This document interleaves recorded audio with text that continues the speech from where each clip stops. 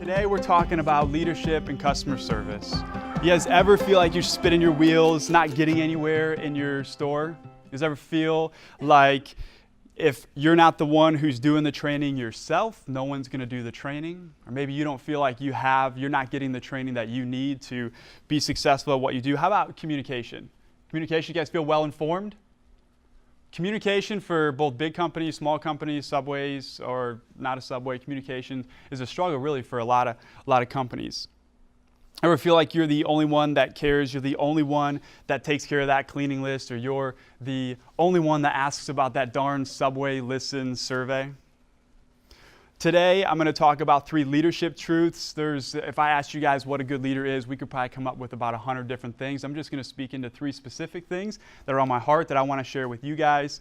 3 truths that if you and I were to apply to our everyday leading, I think that we would be better for it. I think that our teams would be better for it. I know we have, because you guys tell me this, there can be gossip in stores. I think we'd have healthier teams, healthier organizations if we were to apply these to our lives. So as we walk through the truths, it's going to be super easy for you to be thinking, I wish that my boss was here, or maybe your boss is here, or maybe nudge your boss and be like, oh, you got to write this down, okay? But don't be thinking through the lens of somebody else. Don't be thinking through the lens of somebody else. Be thinking through your own lens. How does this apply to you? So I'm going to challenge you guys to look at a couple of the issues that you face in your store through a different lens, through your own lens. I want to challenge that perspective. So what if I told you that you could be the reason for every problem that happens in your store? Every lack of communication, every operational breakdown. What if I told you that you could be the problem and that I could be the problem for every issue, every problem, every negative customer comment that comes through the door at my store? Now, the reality is that's just not true. You're not in your store 100% of the time. Nobody is. No one's in their stores 100% of the time. But I really think that we probably control a lot more. We control a lot more than we actually think. We have in our office, we have this forbidden phrase that I don't allow our field consultants to say. When they do, I slap them on the hand. I don't recommend that. But we have this forbidden phrase in our office, and it goes like this: my people won't, fill in the blank. My people can't, fill in the blank. So for our DA office, who really they interact a lot with you, store managers, you as franchisees, an example of this could say, my franchisees won't use Subventory. They're just too old. We don't say that. My franchisees won't use LiveIQ labor. They just don't like technology. Period. What happens? When I put a period at the end of that sentence, I am done problem solving, and so is my team. They're done problem solving. So maybe for you, my sandwich artists just won't extend a good customer service. They're a bunch of punks. Millennials these days, they don't know anything. Their work ethic sucks. Terrible, right? Period. You put a period at the end of that sentence and you're no longer problem solving. So we've changed this phrase. Rather than saying my people won't or my people can't, we've changed that to I have not led my people to. Fill in the blank. I haven't led my franchisees to use Subventory. Well, if I say that, that allows me to problem solve. So that means that I talk to my OTL and I say, hey, we've got a problem. We only have 30% of our territory using Subventory. What are we going to do about it? And then next thing you know, we're problem solving. And then I think we're using 85% of you guys are using Subventory now and getting and saving time on your inventory. So an example for you, I haven't led my people to extend a really memorable guest experience. Well, maybe if you're using that type of language, you've signed them up for something like today, some leadership and customer service training, or you get intentional about showing them. You need to role play in your stores. Not everything, common knowledge isn't always common practice. So role playing through what good customer service, good suggestive selling, how to handle a negative customer comment, role playing through that could be really, really valuable for your team. So again, I just want to challenge that for you to not put a period at the end of the sentence for whatever the problem is that you're facing in your stores. The moment that we pass blame, we don't take responsibility for it, and we kind of close the book to problem solving. So the first truth that we're going to go through today is this: delegation and empowerment. So good leaders do this. They delegate responsibility, not just a to-do list. So some of you think that you need to do it all, that if you don't do it, it doesn't get done. Some of you stress out because you don't have money to hire a shift leader. It's important for us to understand that people that work for you aren't only looking for money. You guys have probably heard this before. Research tells us that your people that are working for you, this goes for me too, and the people that work for me, they want purpose, goals, and responsibility more than they want money. I know for me, I don't know that my team knows. My team, I'm a franchisee. I'm a new franchisee.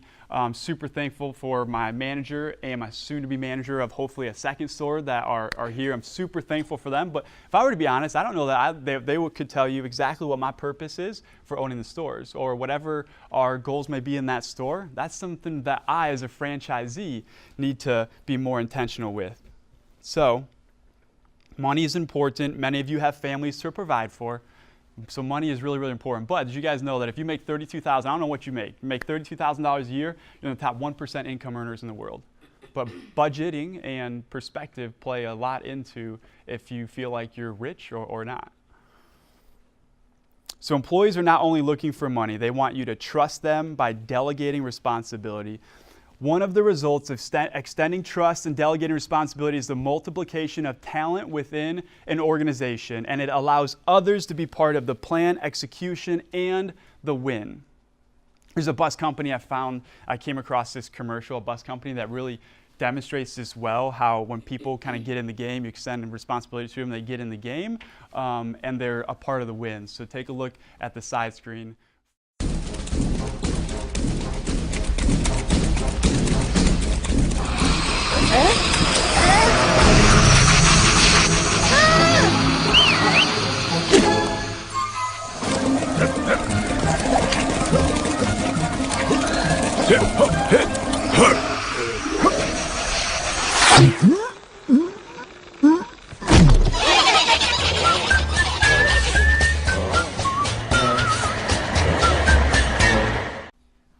As a leader, one of your most important jobs is to do this. When you do this, it frees you up to do something else. Leaders are to create something new, you model it, and then you delegate it, and you don't just say, go do that now, you delegate it. Now you have to offer coaching and support behind whatever that is. And let me give you a real world example for me as a director of operations on that side of what I do.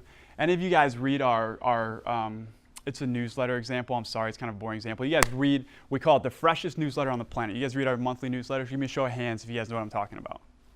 Okay. 2 years ago, we had a newsletter. 2 years ago and previous.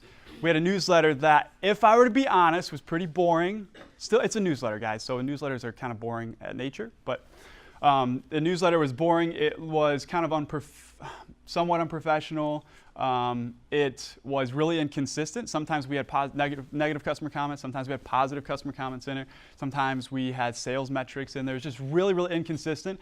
Just poorly led. It didn't have good leadership over it. So I use marketing software now to send you emails. So one of the cool results of that is I can tell that 37.8% of the emails that we send out are opened up by you guys. We have 441 people on our distribution list. So now we have analytics that are smarter, and it's way more professional. It looks way better. It has more consistent news in it. We always start every newsletter with what? What's the first thing in our newsletter? Just shout it out, anyone that reads it. Monthly newsletter.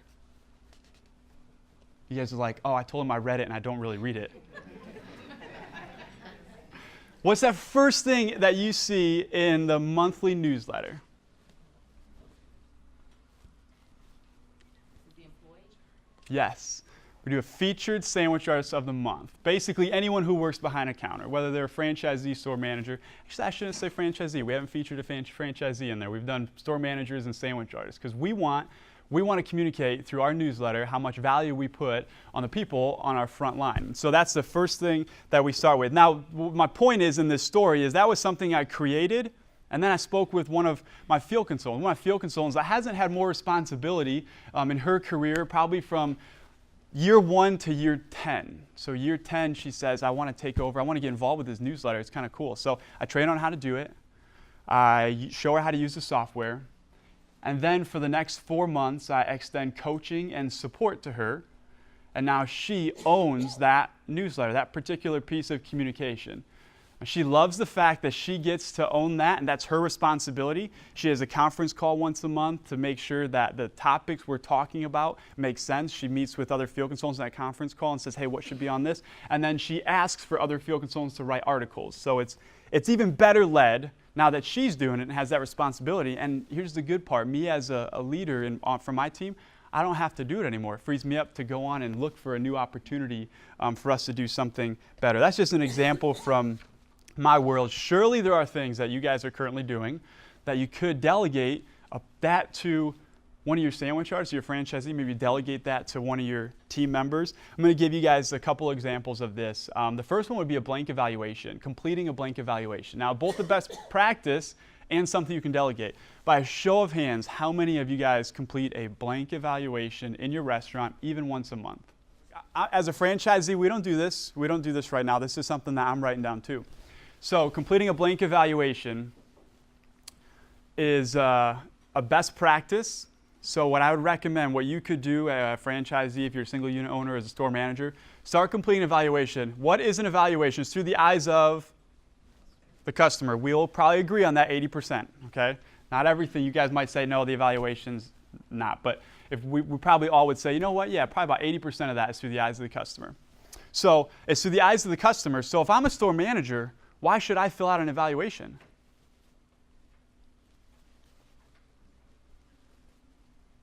What's that? Have a customer fill it out, or somebody know that they don't. Yeah, I like that. So what's your name?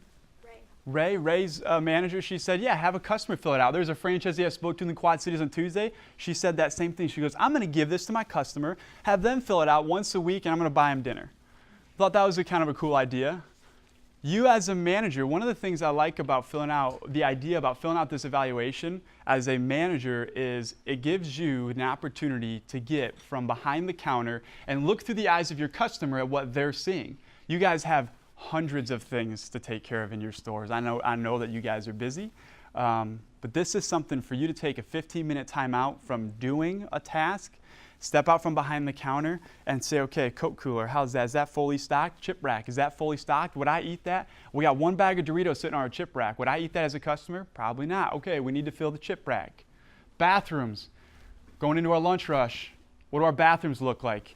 Check, okay, those look good. I get it. You guys probably do this to some degree. You take like a quick run through. But if you have that checklist that you're going to complete every single day or every single week, every single month, it gives you more of an idea, full-scale idea. Because if you say, oh, I'm going to do this quick run around, likely it's human nature, we're going to take shortcuts and we're going to do it pretty quickly. So the evaluation, blank evaluation, if I'm sitting in this room right now and I want to get a blank evaluation, who do you suppose I'd send an email to? Yep. Do you guys know who your field consultant is? Okay, so that'd be, and if you were preparing for today, and if you were me, what could you have done? You probably could have printed one for everyone, but I didn't do that. I'm sorry. What I did do, I printed a clean team checklist for you. I didn't think of that example until after Michelle put these folders together for you. The first piece of paper in your packet is a clean team checklist. I would say that's a small percentage of the blank evaluation, but that right there, that's a great way to start. Clean team checklist. That's something that if you're not doing that, filling it out, you as a store manager could start filling that out. Once a week, you fill it out. After you do it for a couple months, you get pretty comfortable with it, then hand it off to somebody else. Now, when you hand it off to somebody else, we're going to talk about communication. And communicating, the way you communicate that is really, really important. If I say, hey, my field consultant or this guy named Mike said I should do this, and I'm done doing it. I'm too busy. It's called the Clean Team Checklist. Here, you do it. You think that person's going to feel empowered? No way. But if I said, hey, this tool right here, someone said it would be valuable. I've been completing it. I feel like our store is cleaner. We just got that customer comment just came in. They said the bathrooms were sparkling clean. And I have found this to be a really, really valuable tool. I'm going to ask for you to do it as a closer. I'm going to ask for you to do it in the evening. I'm going to trust you with this responsibility to get this done, but I need it done once a week. So every week by Friday, I'm going to need you to complete it for me. And when you complete, let's have a quick conversation about the things that you saw, because the more that you can get your people to look through the eyes of the customer, the better off we're going to be. Okay? You can't do everything in your store. If you're a multi-unit owner, you can't do anything. You can't do everything in all of your stores. It's a lot to take care of. You got to be able to trust your people. For multi-unit owners, you could have a catering business expert and recruiter. So a gentleman by the name of Alex Maturi that came out to our territory and spoke at our franchisee leadership conference, first one that we had, and he shared that there is it was a young man, I believe he was in high school. Guy doesn't know how to make a sandwich, but he works for Subway. Doesn't know anything about operations, but he works for Subway. And what he does, he comes in for a couple hours a week. And all he does, he comes into the store, punches in the POS system, he's got his laptop, goes in the back room, and he looks up other neighboring businesses that he can say, hi, I'm with Subway, this is my name, and this is what we can do for you. This is what we can do for you. Would you like me to sign you up for a catering order? Could I call you at a later time? Do you have any events coming up? Can I give you a call when that event's approaching? Now, that kid is a really, really good salesman and a really, really good communicator. And I wish I remembered what what Alex had shared with the statistics on how valuable that has been to have him in there. But and if that's you as a franchisee, if you're a single unit owner, that's probably you. You're probably the catering expert and recruiter. But maybe something that you could delegate to somebody on your team. If you're a multi-unit owner, having a technology expert to manage your menu manager and your online menu. Or if you have one of those young, annoying millennials that we were talking about, if you have one of those working for you and you have someone, maybe he's in high school, maybe he's just graduated high school, whatever, she, and they're really passionate about technology. Maybe you ask them, hey, would you like to making sure, again, now I can't say, I'm a field consultant, said I have to have my online menu accurate every single day.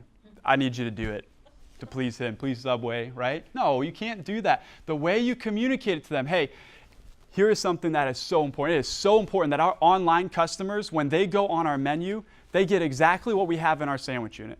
Because if I don't have seafood in my sandwich unit and they order seafood and they come into the store, that makes me as an owner look really silly. It makes us as a brand look really silly. And so, Donald, I'm going to trust you. I notice you love technology, don't you? You're always playing on the phone. I don't tell you not to. Yeah, I know you're always on that live IQ at the dinner table. So I know that you love technology. Is this something you're interested in? Make sure they're interested in it. Yeah, I'm kind of interested in that. Okay, I'm going to trust that to you. That is a super, super important thing. Okay, so in the way that you communicate that would be important. And then another idea would be having evening and weekend leaders. People, you guys have probably heard this. What if I spend all this time training someone and then they leave? Spend all this time training them and they leave. I would say, good. That is better than the alternative of them not being trained and them staying. There's a gentleman that worked for us some time ago, and he gave me a call, and I had the privilege to have leadership over him, and he was one of my directs, and he said, hey, I got this new job opportunity. I'm going to take this interview, and I was super excited for him. I thought, man, this is a bummer to lose such a good employee, but that's what I want from my team. I want them to work for me, whether it's in my Subway or whether it is for Subway JPW, the field consultant team. I want them to be able to come and learn and be with me for maybe 5 years, 6 years, and then I want them to go on and do something even better. But I want them to leave being a better person. That's my goal. Better than the alternative, them staying and you having to talk them into finding a new job or firing them. So, what are some other things that you guys are currently doing? You as manager, what are some best practices you are currently doing that you think that you could, maybe you have already delegated to somebody? What are some other things you could try? I'm not talking about just a to-do list. An example of this wouldn't be, well, I have my closers sweep my carpet every single night. That's not what I'm talking about.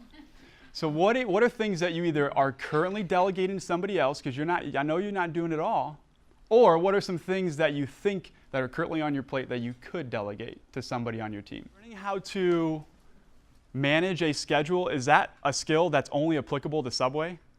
No way. No way. So if you could teach someone how to create an appropriate schedule, you're kind of giving them insight into how it is to be a business owner. There's a guy named Mike Weber that came out and spoke at our last Franchisee Leadership Conference. He said, every single employee that I hired, I told them, I'm going to teach you how to manage a business. I'm not going to teach you how to make a sandwich. Okay, I'm going to teach you how to manage a business. That's a great example. Scheduling. Inventory. Yes. Are you the only person right now in your store that knows how to do inventory? Okay, so delegating something like that not only could potentially empower somebody else because you're giving them responsibility, not only could it help free you up a little bit, also helps you as a manager or franchisee to be a little proactive. I've been in a store who she told me, she's like, I'm the only one who knows how to bake bread here. It's like, oh my goodness, what happens if you get sick? What happens if you leave because you're the only person that bakes bread? It's crazy. So yes, it allows you to be a little proactive. Now, what's your name? Lindy?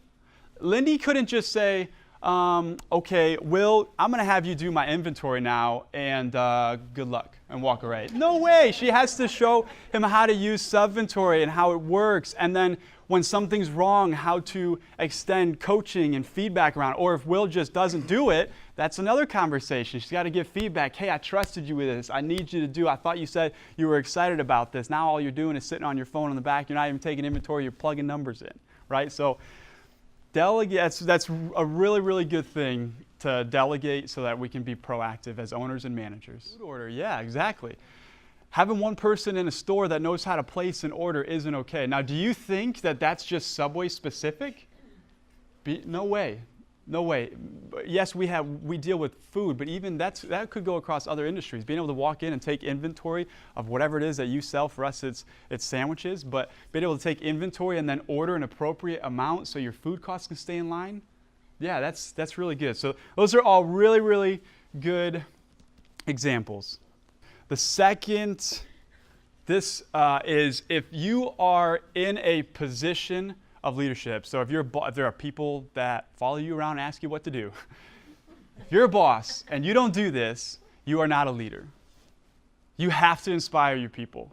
It's not even a question on should I inspire my people? No, you have to inspire your people. Good leaders are good communicators, and good communicators inspire them or those around them. But there is an art to communication. When we communicate every single day, every single interaction that we have, we are communicating. When I'm rushing around in my store, I shouldn't use this as an example because I don't do this. If I did inventory in my store and I was rushing around in my store with my head down, am I communicating? No. I'm not verbally communicating. Am I non-verbally communicating? Yeah, for sure. I'm like, that means don't mess with me, get out of my way. Better example is that when I walk into my store, my manager's got her head down and she's doing something. Is she communicating? She's like, don't mess with me, I got to get this done, right? Yeah. So when we communicate both verbally and non-verbally. So if there are people in the same room as you, then you are communicating. When you're with your stores, your sandwich artists, whether it's just one working with you or you're hosting a team meeting, you are certainly communicating. When your guests walk in and you look up and you smile, are you communicating? Absolutely. There's another clip here, and again, I'm sorry, the sound is kind of not good, but I got a good clip here that explains the frustration at times of communication. Good morning, sir. What can I get started for you today? Express yourself. What size? All right. 3 venti lattes. Would you care for a pastry? Nope. Mocha. 3 mocha lattes. Oof. Double chocolate chip muffin. Yum. Express yourself. You want 3 Paul McCartney CDs. Awesome. You know, I love the Beatles. They are my life. So assassination. Abraham Lincoln. You, me, gun, shoot. 3 shots. I know, I'm a little slow today. All right, so 3 lattes, 3 mochas, double chocolate chip muffin, and 3 shots. No assassinations. Oh, and 3 Paul McCartney CDs. That's gonna be 68.12. I love that like defeated look on his face when he's like, oh, you're not getting it. And that's, you guys know that surely there have been times where you have said something and someone hasn't done whatever it is that you're trying to get them to do. I know that would be true of all of us in the room. So I want to give you guys some intentional steps. And this is not just, again, applicable to what you do. This could be applicable to your marriage too. So some of you guys might want to write this down. When communicating with one or more people, regardless of how short or lengthy that communication is, you need to ask yourself 3 questions. If you're just having a quick sentence that you're sharing with your people, you still need to ask yourself 3 questions. When I prepared today, it's where I started by asking these 3 really, really important questions. It's not rocket science either. First one is, what do I want them to know? That's probably pretty important for us to think through. What do I want that person to know? Second question, what do I want them to feel? So what do I want them to know? What do I want them to feel? And then the last thing is, what do I want them to do? What do you suppose that we as leaders, we as communicators, or maybe not we as communicators, those that just communicate, people you listen to, what do you believe that they typically leave out? What do I want them to know? What do I want them to feel? What do I want them to do? Yeah, what do I want them to feel? That is the one that most people leave out. It's not a natural skill for us to naturally think through that. We'll think through real quickly what I want them to know, what I want them to do. That's pretty easy. Every boss does that. But what do I want them to feel is incredibly important. And why do you guys think that that would be important for us to think through? Not everything that we know do we act on. We might know something is good, but we might not necessarily act on it. So people are not moved to action by just simply knowing something. You guys know that in personal and professional life. Just because we know something doesn't mean we're going to do it. It is through emotion that people are moved to action. And so we have to think about that emotional piece. What do I want them to feel? So I'll give you an example from today's event. This is the platform that I started. So the first one, I asked myself, what do I want you guys to know? I want you to know 3 specific truths about leadership. I also want you to know how to create a memorable guest experience. You guys would probably assume all of those so far. I believe that if you could leave here a better leader, the second thing I want you to know that about guest experience, I believe you'll be able to go back and communicate that to 10 or more people. Here's what I want you to feel, the answer to the second question. I want you to feel challenged. I want you to feel a little bit of tension. Those of you guys that work out, you know it's through tearing muscle and allowing to rebuild is how we get stronger. And so I want you to feel a little bit of tension in your heart. I want you to feel super important. This is an event that your franchisee is investing in having you be here. And so I want you to feel important. I want you to feel confident as well in the things that we learned today, confident that they're applicable to your life and your personal life and your professional life. And I want you to feel valued not just by me, but everybody on my team. Again, today's about serving you guys. And then here's what I want you to do. I want you to reflect on the type of leader that you are today and the type of leader that you are becoming. I want you to walk away from here being just a better human being. I want you to implement at least one new idea or practice, and maybe most importantly, I want you to place a high value on people around you. I want you to view people for how far they have come versus how far they have to go. And I want to say that again because that's probably the basis for everything that I do. I don't just say that because it's a noble thing. That's a skill that I would encourage all of you guys to kind of get in the habit of viewing people. I don't care if it's the person that cuts you off. I don't care if it's the person that cuts you off in line at Walmart or Target. I don't care if it's the sandwich artist that you work with. I want you to, and you might not know them. You might not know their backstory. That's okay. If you need to, create a backstory. So let me give you an example. Guy cuts you off in Target. Our natural reaction is to punch him in the back of the head, right? It's a natural reaction. But if we create a backstory for him and say, you know what, I bet he's got kids that are sick at home. that makes me feel a little bit differently. I used to sell suits at JCPenney's when I was in high school. And sometimes I'd have people come in and treat me like, I don't know why. They woke up and they're like, I'm going to go to JCPenney's, and the dude selling suits, I'm going to treat him like a butthead. So I would create backstories for people. Ever since I was like 16, 17 years old, I'd create backstories for people when they'd come in. I would think, I wonder if they're going through a divorce right now. I wonder if they just got off the phone with a teacher, their kid's acting up in school, and this is an ongoing thing. I wonder if their parents just got divorced. I don't know. I have no idea because I don't know that person. But what I do know, nobody wakes up and they say, I'm going to go to my local Subway and be a big a-hole to the person sitting there. Why would they do that? So create a backstory. Someone's like, no, that's happened to me. Yeah, I do that. I actually go to the neighboring Subway that I don't work at. So learn how to create a backstory if you have to, but regardless, view people for how far they've come rather than how far they have to go. Because the reality is we're all work in progress. The next time that you retrain, you correct, or maybe even just praise an employee or coworker, think about what you want them to feel when you're talking to them. Next time that you host a team meeting, think about what you want your team as a whole to feel. We're actually going to practice this. You guys have the notes in front of you. So we're gonna take a moment to just probably give you guys like 3 minutes to work on this. I want you guys to think through, what do I want them to know? What do I want them to feel? What do I want them to do? And I'm going to give you the answer to the first question, so we're all kind of hosting the same meeting, if you will. So the answer to the first question is, what do I want them to know? I want my team to know or to understand the Subway My Way rewards program. That's the question, or the answer to question number one. I want my people to know. You're hosting a team meeting. Let's say you have all of your sandwich artists in the same room. And the answer to that first question, what do I want them to know, is I want them to know more about the Subway My Way rewards.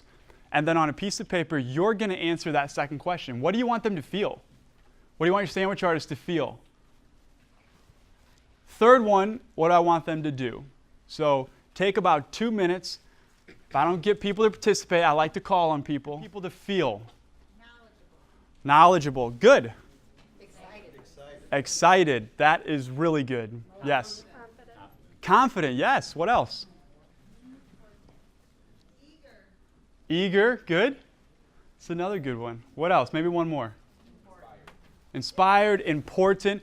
Those are all really, really good things. Now, if I know that that's what I want them to feel, that is going to impact the way I do what I do when I'm sharing the no and I'm asking them to do something. If, again, we talked about communication, but if I was like, okay, tomorrow starts this My Way Rewards program, and every other, organization, every other sandwich place or quick serve restaurant has it. You guys are probably familiar with it. My field consultant said we've got to do this, and so here's the playbook. Read it, sign it. See you later. Would they feel inspired? No. Would they feel important? Would they be confident? No, they're going to think my boss doesn't even care about it. I'm not going to do it. I heard someone say this, that no one likes change. Nobody likes change. People hate to change. I don't think that's true. People love to change. People love to change. Okay, we're all a little different, so people like to change their hairstyle maybe. People like to change the way they dress, the shoes they wear, change the car they drive. People like change. They hate the way that we try to change them. And so if we were going to try and change our people to learn, you guys have a lot of technology initiatives that you're trying to work and train your people on. It can be a lot to deal with. It can be stressful. So the way that we communicate to them, the way that we communicate to our people about this specific thing that we're trying to get them to do is so stinking important. We have to make sure we think through that. Okay, how about this? What do I want them to do? What did you guys write down for that one? Talk to people about it. Talk to people about it. Good. Familiarize themselves with the actual rewards program. Yeah, familiarize themselves with the actual rewards program. So I was in a meeting. I served. I didn't make any money. I served for a non-for-profit for 6 years. And I was in a meeting similar to this. There's about 60 people in the room. And they said, here's a new app that you're going to use. And the app it was to help engage with our students, our high school students. And so what they did, now most apps today are free. But what they did is they came by with $1 and they set it on every single person's chair. And they said, that's $1. Download the app, it costs you $1, and then begin using it, familiar yourselves with it. So when your high school students are using it, it's like a communications app. High school students are using it, it's going to be a better way for you to engage your high school students. So for us, have your people get familiar with the app. Now the Subway app doesn't cost anything, it's free. Give them $1, tell them to buy 2 cookies so that they get to see what it looks like from the customer's point of view. Okay? It's a really good, they have to be familiar with it because there was a store that I used to work with, and we just came out with remote ordering, and the franchisee did not tell that sandwich artist that they had remote ordering, okay? So I'm going to role play this. Customer walks in the front door. Now, I'm behind the counter, behind the POS system, and guess what Subway did? They printed a new thing that says, hey, skip the line, order online, right? Or something like that. And that's right here in between me as the sandwich artist and you as the customer. Customer comes in and says, hey, place a remote order. Sandwich artist said, we don't have that here at Subway. This was years ago. So we don't have that here at Subway. Customer says, I can imagine felt super awkward because then they were like, the card in between us, here, let me turn this around for you. That card says you do. And so where's my sandwich? Now what happened there? The franchisee didn't train his people. Franchisee didn't tell them that this is what we've had. And if I were that sandwich artist, I'd be so frustrated of the lack of communication from my boss or from the franchisee. So if we have something new, right now in our store, we are trying something new. And some of you guys have stores like this. We call it Project 418, or we're calling it Subway Fresh Now. Fresh Now is what we're calling it. One of the components of that is asking customers for their name. Now, if I just tell my team, like, hey, make sure you start asking your customers for their name when they come in, you think they're going to do it? Just because I said it, they're going to do it? No, no way. And I'm not ignorant enough to believe that. But if I have a team meeting and I communicate to them a certain way about how it's going to be more engaging, it's going to be more fun. I think it would be more fun. I love when I'm in your stores as franchisees. I don't know if this might be annoying to you, but I talk to your customers all the time. I love it. And so customer walks in and we're asking for their name. We need to role play it in our store. So in the next 2 weeks or so, we're going to have a meeting and role play this in our store. So when a customer walks in, we're going to start asking them, hey, can I get a name for the order? And it's important for us to role play this because if we don't, and you as a customer walk in and say, hey, can I get a name for the order? Oh, this is actually for my daughter. Can I get your daughter's name? That could be a little weird, right? So our people that we're training, we need to make sure they're familiar with the initiatives that we're rolling out. They need to be able to have the responses for when customers ask a question. Yes? I love that, and I think part of it, if it does feel awkward, is to make it like an introduction. Tell them your name. Yeah. Hi, I'm Candace. What's your name? Yep. Right? So then it doesn't feel so awkward and it's just one-sided. So maybe that's something to add to it is introduce yourself first so they know that you're not just asking for their information, but you're trying to actually have a conversation and make an introduction. So just introduce yourself to your customer, and then you can have a conversation throughout the entire process. Yeah, I love that. And that would make work more fun for you and probably for the people that you work with as well. So, okay, good. I got stuck on that one for a little bit, but it was a really good one. So what else do you want your people to do? Talk about it, get familiar with it. Be an advocate. Be an advocate for it. Yep, that's good. What else? Encourage customers to sign up. Yep, exactly.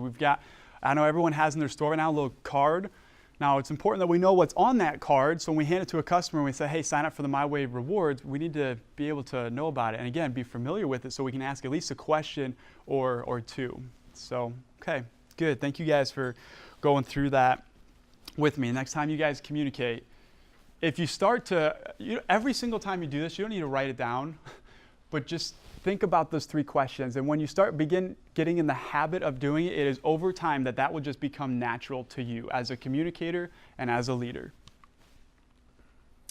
There is one more handout in your packet that I want to bring to your attention. It is an effective training model. I went to school to be a teacher, and so I've learned like all these different training models. I wouldn't say that one is better than the other, but this one is just happens to be one of them that works, okay? So there's plenty of them that do work. This is just one example for you to use the next time you're hosting training in your store. You're going to explain what you're going to do, okay? Today we're going to learn about customer service. You explain what you're going to do. Then you demonstrate it, okay? Today I'm going to teach you how to make the hinge cut. And you demonstrate what the hinge cut looks like. As the trainer, you're going to demonstrate what that looks like. Then you give them hands-on experience. That's how I learned how to make the hinge cut. I went into a store. There's a franchisee that was throwing away about 40 pieces of bread. I was like, can I use that bread? And I sat there and I just went over and over and over and used and cut. And I actually asked him to help me with it. So that's the hands-on part is really important. Then you evaluate it. You've got to evaluate that. Hey, your hinge cut is it's okay. Let me get a marker and I'm going to draw. This is where I want you to follow that line, okay? Now try it again. You need to evaluate the work, and then if they need to, you reinforce it. They try that particular, whatever it is you're trying to coach them into, again, and then you document completion. So this is just one effective training model that you guys may choose to use. Think through it, try it. If you don't like it, Google another effective training models. You'll find dozens of them to pick from. The third leadership truth that we're going to talk about is that leadership is not about you. Anyone have young kids in here, like under the age of 10? Okay. I don't know your kids necessarily, but this is what I do know about kids. My kids and your kids have this in common. If this is my kid or your kid, if this is them, this is the world. That's what they believe. They believe the world exists to serve them. They believe it's all about me. For the most part, that's just how little kids are wired, okay? And hopefully they grow out of that as they get older, but that's just, that is something that's kind of innate, I think, for most kids. So there is a misconception about leadership, that leadership is all about position, and leadership is not about position. The best definition, concise definition I've heard of leadership is that it is about influence. And if you truly are a leader, you place the others in the room, the others on your team, above your own needs. We delegate, we empower, we inspire, and we effectively communicate for the benefit of others, not so that we look good. So does this mean that we don't tell anyone when they're doing something wrong? Because good leaders are they're friendly people, they're nice guys, nice girls. Does this mean we don't tell them when they're doing something wrong? No way. We have this saying in my house with my children. I've got a 5-year-old and 2-year-old. And we have rules, so I've trained my daughter to say this. I'll say, if she's not listening to me, which is every single time I'm talking to her, when she's not listening to me, I'm like, why do we have rules? And she repeats to me, to keep me alive and me safe and Elizabeth alive. I've got the 2-year-old and then the 5-year-old. So we have these rules in our house, and the rules aren't so that I can because I like to punish my children. That's not the case. We have rules and boundaries, and maybe you have them in your marriage too. Maybe you have them just for yourself in your life.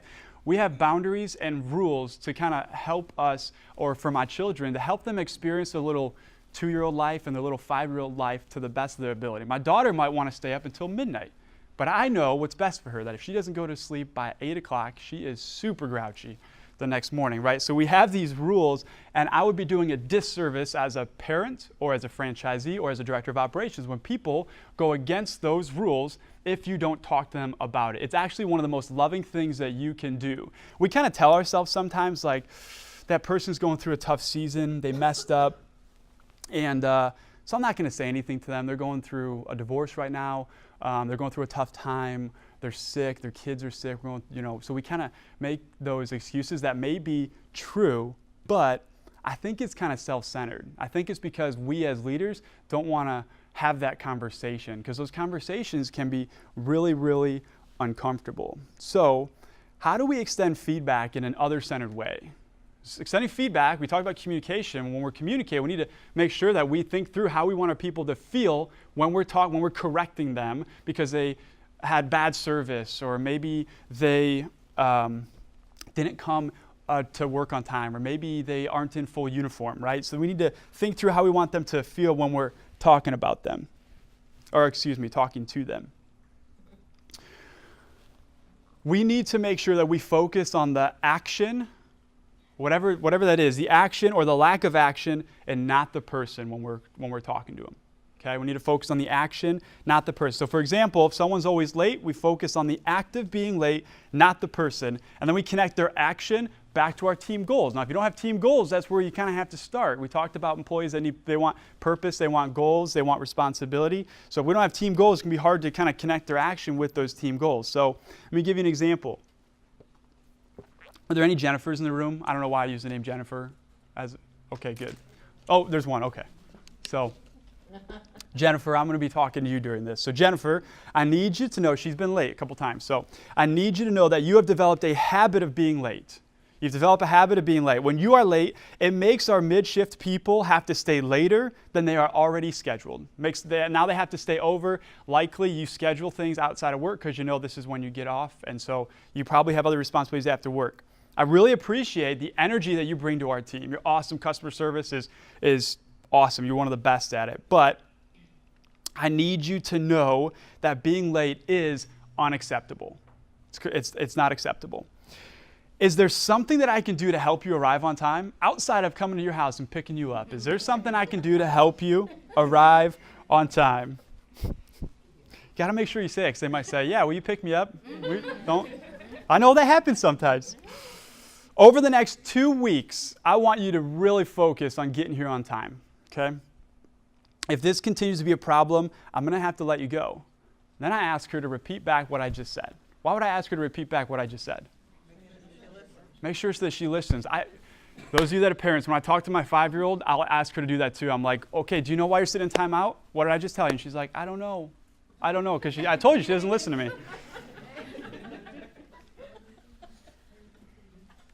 So what have I done in that example? I've communicated that the act of being late is unacceptable, but I focus on the problem, not the person. I've communicated how it impacts the rest of the team as well. I've built into Jennifer, assuring her that she is a valuable part of our team. I'm not making something up. When you compliment someone, if you're just trying to give them a compliment just to say for the sake of complimenting them, they're going to sniff it out. It's not going to be genuine. I don't recommend that. So if you can't think of anything good to say, just skip it. Don't just say something to say something, okay? And then I would also say get to know your people, because I'm sure there's something good about them, right? Not everything's bad. And then I've also created accountability. I said, I want to have in 2 weeks from now, I'm going to follow up with you, okay? So over the next 2 weeks, this is the one thing I want you to really focus on, and I'm going to follow up with you in 2 weeks. I've offered coaching. Jennifer, is there anything I can do to help you arrive here on time other than me coming to pick you up? Okay, so I've offered coaching. Likely she probably says no. But maybe she says, you know what? I've heard that McDonald's and these other Subways, that they have this schedule on your phone. What is it? Oh yeah, that's Live IQ Labor. I would love, because then I can set up reminders. It syncs to my calendar. And I'm not saying that as a franchisee that would be your fault. No way. But maybe that is one thing that we could do to help our people know what their schedule looks like. And maybe that's just one example of that. And then I've asked Jennifer to summarize the summarize the conversation. So again, why would I do that? Why would I summarize the conversation? Make sure she's listening. Just make sure that she knows exactly what is expected. Most importantly, that she knows that she's got about 2 weeks for this behavior to correct. What happens if I don't correct that? I've got 10 sandwich artists. One sandwich artist, Jennifer, she's always late. What happens if I don't do that? Everyone's going to think it's okay to be late. So it's really important that we don't brush things underneath the rugs. You take care of the problems that are in your store by communicating directly to that person. We don't talk behind their back about the problems. We talk directly to that person. So being other-centered is making sure, is also about making sure that you are energized to serve those around. And back in March, I talked to you, shared some personal things with you guys. I shared that a friend of mine gave me some advice on how to stay energized in my own life, for me to continue to wake up with energy every single day. And what he had said to me is 1 day per week, you need to chill out. You just need to rest. And so I'll share it again. Those 3 things, 1 day per week, 3 things that he recommended that I did. The first thing was for me to do something that I really liked, and for me that's running or reading. Those are just some hobbies that I have. So to do that. And the second thing is to spend time with people that I'm closest to. Those 3 girls that I showed you up on the screen, for me, that's who I feel like I can just be myself around. So spend time with them. And the third thing was for me to spend time with God and read and reflect on the type of husband I'm becoming, type of man that I'm becoming, director of operations, grandson, son, all the different responsibilities that I have in my life, okay? And so again, some of you can be thinking, 1 day per week, how in the world does that happen? I'm not gonna sit here and tell you that I'm the busiest guy in the world, because I'm not. But I do have a full-time job as a director of operations. I just have the privilege to buy a store, and I also serve a non-for-profit, a team of 125 volunteers on a non-for-profit. I get you guys have a lot of responsibility in your life too. You have tons of different roles outside of just what you do at work. But this is something that if you're not doing, if you're not at that 1 day per week of resting and doing those 3 things or something along those lines, if you're at 0 and you just feel stressed out, I'm going to ask you guys to take 1 hour 1 week. Start there with 1 hour. I don't do that every single month. Not a single month goes by where I'm like, yep, I took 4 days that month for me to kind of rest and recharge and re-energize myself. But that's my goal, and 2 or 3 times I can achieve that. So if you're not doing that at all, I'd recommend at least starting with taking like an hour once a week, 2 hours once a week, just for yourself. I'm going to give you an example of a QSR that models this to their people. We have a Chick-fil-A here in town. You guys know they're closed what? Closed on Sundays. Why do you think that they do that? Family time. They don't just tell their people, hey, families are important. They live it out by saying, we're going to be closed Sunday. So during employee orientation, I've never been hired to work at Chick-fil-A, but what I do know is during their orientation, they talk about their value of rest and why they are closed on every Sunday. Now, Subways, we're not going to close every Sunday. But what I do know, some of you guys are like, whoa, here it comes. Here it comes. But what I do know is that you don't likely work 7 days a week, okay? Or maybe I would say a lot of us probably work 5 days a week. There are responsibilities outside of work as well. We need to move closer, whatever that point, however that means, to remove the obstacles, get to a point where you can take some time to re-energize yourself. And when you are off work, be off work. Distance yourself from your work, okay? Chick-fil-A reported $4.4 million in sales per restaurant in 2016. 2016, $4.4 million. What's their closest competitor? Probably. KFC? Probably. I don't know. We have KFC here and a Chick-fil-A. So when I look at KFC is open 7 days a week. They reported in 2016 $1.1 million in sales. So Chick-fil-A has 4 times the business, and they're closed 1 day per week. I talked to a young man that used to work at Chick-fil-A. I said, why do you like working at Chick-fil-A? What is it about them? And he goes, you know what? Their chicken, guys, is chicken. But he said, you know what? My boss, I truly believe, this kid was 17 years old. He goes, I truly believe that he wants me to become a better person. He's interested in what I'm going to be doing in my future. Because I probably won't do this the rest of my life. I believe that he's interested. If you're a multi-unit owner, you need to hire general managers that are interested in your people. If you're a store manager, you need to be interested in your people. Get to know what makes them tick. Leadership is hard work, and we must make sure that we're feeding ourselves before we feed other people. Someone told me that in order to lead well, you need to be well fed, taking time to rest and reflect. So we're going to wrap up the first part of the training today with a little bit of reflection. I want you to think of the 3 leadership truths that we talked about: delegation, inspiration, and leading with the others in mind. So which one of those truths do you struggle with the most? So the different things that we talked about, is it the first one? Maybe you need to relax and stop trying to do everything yourself, to learn how to trust other people on your team. The biggest opportunity development for you to grow in would be delegation and empowerment. Maybe for you, your biggest struggle is inspiring others around you. When you communicate, you feel like you're talking in circles. You need to be more intentional, thinking about, when I'm talking to someone, what do I want them to feel? Okay, then your biggest opportunity is growing and inspiring others around you. Maybe for you, you don't see yourself as a leader. You don't think that you're a leader. You struggle with a little bit of self-doubt. You don't think that you're good enough. And I've got 2 things to say to you specifically. The first one is that you were placed in your position for a specific reason, and somebody believes that you're a good leader. So just trust them in knowing that, okay? Trust them in knowing that. The other thing I would say is that that's okay, because leading is not about you anyways. It's about putting the development of others above your own needs. And if this is you, your biggest opportunity growth is focusing on others. So in your packet, you have you have this slide, I believe, but you also have space for notes.